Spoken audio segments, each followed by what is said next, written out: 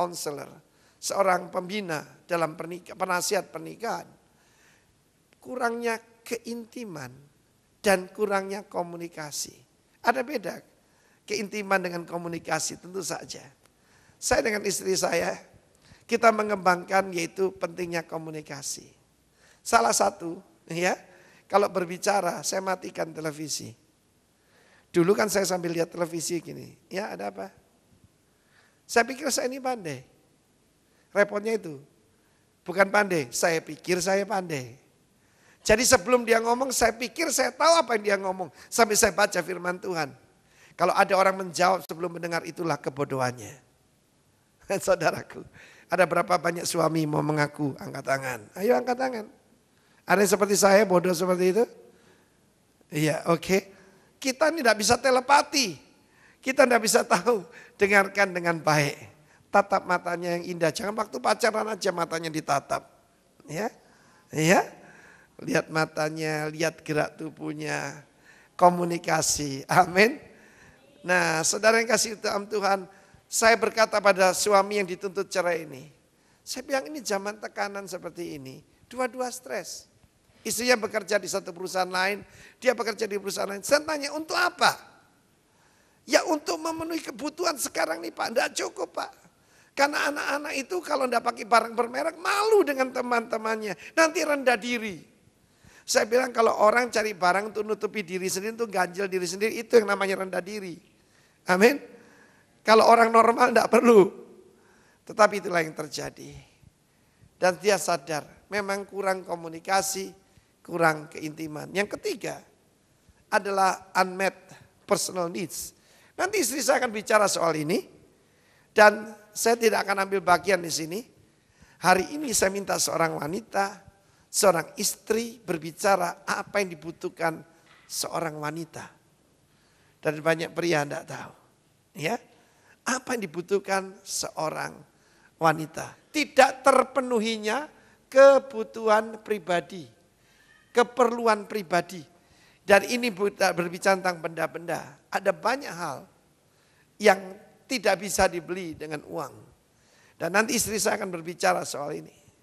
Yang keempat yang saya ingin sampaikan kepada Anda adalah a lack of personal growth. Kurangnya, tidak adanya proses menuju kedewasaan. Udah tuwe, sing gondokan saudaraku. Di mana suami kamu? Nggak mau ngomong, lu arek cilik. Iya kan? Lu kenapa menikah? Marriage is for adult. Pernikahan itu untuk orang dewasa. Wes gerang daplok, tuwek mewek. Gondokan. Gimana saudara? Iya tuh. Kalau enggak ditelepon enggak mau. Saben kali saya yang mesti minta maaf. Dia enggak pernah minta maaf. Oh ya, usia berapa suamimu? 3 tahun? Enggak 60 tahun. Waduh kesian deh lu. Karena tidak bertumbuh dewasa. Kenapa banyak orang tuh cemburu? Karena tidak adanya kedewasaan. Anda melihat saya rileks hidupnya. Karena saya, saudaraku tidak mau dicuri oleh rubah-rubah ini. Secara cepat, saya mau tunjukkan pada saudara ada 10 rubah yang bisa mencuri. Bisa merusak kebun anggur Anda. Yang pertama adalah tuntutan, demand. Demanding, menuntut. Ini, ya saudara lihat ini ada 10 nih. Saudara, satu hari saya berkata pada istri saya. Terus terang nih ngaku nih. Kalau pergi ke toko gitu, yang suka lihat-lihat tuh saya saudara. Mesti ngaku. Benar. Istri saya enggak suka saudara. Ya aneh kan ini.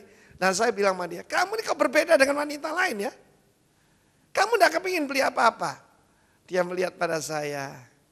Nah kalau saya ini banyak tuntutan yang pusingkan kamu. Iya juga ya. Ini bukan soal benda saja. Kenapa sih kamu enggak bisa jadi si ini? Kenapa kamu enggak bisa jadi seperti itu? Anda ingin berbahagia? Terima dia apa adanya. Istri saya memang putri Solo ya, halus. Jadi pelan jalannya ya. Kalau mandi agak lama sedikit. Nah kayak saya, selesai, selesai. Dan itu dulu jadi masalah. Saya banyak menuntut kepada dia. Kamu harus begini, kamu harus begitu, kamu istri hamba Tuhan harus begini, tidak boleh begitu, tidak boleh begini. Mari saudara, ini tahun yang baru. Kita buang tuntutan. Yang kedua adalah regret. Ada satu kesalahan yang diperbuat dan itu dibicarakan terus menerus. Kayak plat rusak. Kayak plat rusak diomongin terus. Ini saya berbicara pria wanita loh. Karena banyak pria yang begitu, kayak plat rusak. Sebelum dia ngomong saya sudah tahu apa yang dia mau ceritakan. Istri saya begini, istri saya begitu, istri saya begini, istri saya begitu. Kamu tuh kayak plat rusak, saya bilang begitu saudaraku. Ya, regret, kekecewaan, penyesalan, nyesel. Padahal yesterday is gone forever. Hari ini hari yang baru. Amin. Siapa orang tidak pernah berbuat salah saudara. Ya, disengaja maupun tidak. Ini waktunya untuk membuang itu semua. Berapa banyak suatu rumah tangga rusak. Ada ngomong dibicarakan terus. Berulang-ulang bosen nih saudaraku. Yang ketiga adalah ketamakan. Saya tidak pernah lihat rumah tangga yang berbahagia. Kalau adanya ketamakan. Di dalam firman Tuhan dikatakan dalam surat 1 Timotius pasal 6. Ibadah disertai rasa cukup memberikan toacuan, untung yang besar. Kita lihat sebentar ayat itu. 1 Timotius pasal 6. Kalau saya tanya kenapa hidup kami sangat berbahagia. Saya dianugerahi istri yang selalu merasa cukup. Ya saudaraku, 1 Timotius pasal yang ke-6, 6 sampai dengan 10. Memang ibadah itu kalau disertai rasa cukup, memberi keuntungan yang besar. Sebab kita tidak membawa sesuatu apapun dalam dunia dan kita pun tidak dapat membawa apa-apa keluar. Untuk saya traveling, saya memakai sebuah jas yang seperti jaket merek Armani. Jas itu lucu saudaraku, nggak ada kantongnya sebelah luar. Jadi luarnya dijahit semua. Dan ini cerita tentang seorang hamba Tuhan di Amerika. Dia pergi untuk upacara penguburan di sebuah kota lain. Saking kesusu enggak bawa jas warna hitam saudara. Dia cuma bawa jaket dan mereka harus memakai baju yang proper. Dia pergi ke sebuah toko dan dia cari jas yang paling murah. Dan dia dapatkan jas itu. Dan ketika dia pakai, loh enggak ada kantongnya. Lalu dia kembali kepada pemilik toko, ini ada tukang jas ya. Loh, dia bilang kenapa enggak ada kantongnya? Pak, itu jas untuk orang mati. Orang mati perlu apa kantong katanya. Amin saudaraku. Orang mati perlu kantong buat apa? Anda bisa bawa apa-apa keluar. Iya betul juga ya. Karena itu saya dikasih jas saudaraku. Itu bukan jasnya orang mati. Tapi kebetulan kantongnya dijahit semua. Biasa kalau jas baru kan saya senang membuka kantongnya jas itu. Sebab rasanya enak tuh baru kretek gitu. Ini benar-benar dijahit. Dan benar-benar gak ada kantongnya saudara. Sebab kita tidak membawa apapun ke dalam dunia ini. Greed. Yang keempat worry. Khawatir. Saya pernah ketemu orang yang hidungnya, matanya, mulutnya ngumpul jadi satu.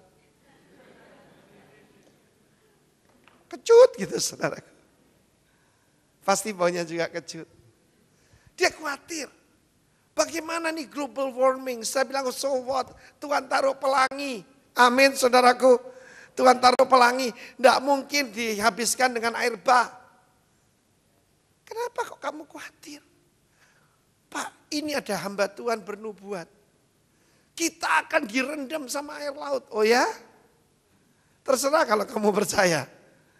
Tetapi firman Tuhan berkata, keadaan dunia makin buruk, sang raja akan segera datang. Tepuk tangan buat Allah kita. Free of worry. Bebas kekhawatiran saudara. Bagaimana ini, bagaimana itu, jangan-jangan ini, jangan-jangan itu. Ini semua adalah rubah-rubah kecil. Nomor 5, jangan dianggap enteng.